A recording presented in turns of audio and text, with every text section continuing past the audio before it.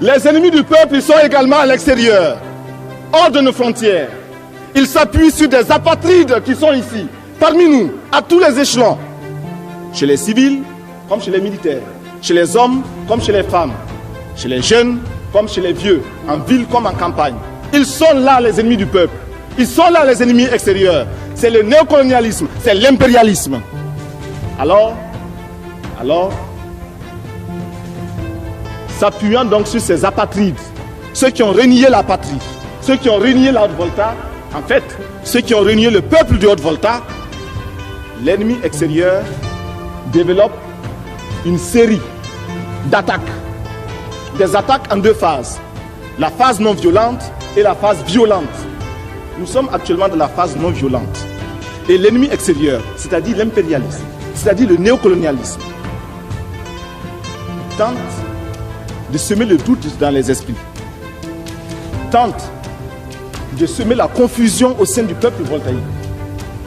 Ainsi donc, à travers leurs journaux, leurs radios, leurs télévisions, ils font croire que la Haute-Volta est à feu et à sang. Or, vous êtes là, peuple de Haute-Volta, debout. Et votre présence démontre que l'impérialisme a tort et que ces mensonges ne passeront pas. Vous êtes présent, vous êtes debout. Et c'est lui qui tremble aujourd'hui. Un journaliste étranger, dans un pays lointain, assis dans son bureau climatisé, dans son fauteuil roulant, a osé dire qu'actuellement, le CSP connaît un échec dans cette tournée d'information. Est-ce que c'est un échec? Vous êtes là, répondez-moi. Est-ce que c'est un échec? Je souhaiterais que l'impérialisme soit là, qu'il vous entende dire non. Répétez, est-ce que c'est un échec? Voyez-vous, l'impérialisme a tort. Mais l'impérialisme est un mauvais élève. C'est un mauvais élève. Quand il est battu, quand il est renvoyé de la classe, il revient encore. C'est un mauvais élève. Il n'a jamais appris la leçon de son échec. Il n'a jamais tiré la leçon de son échec.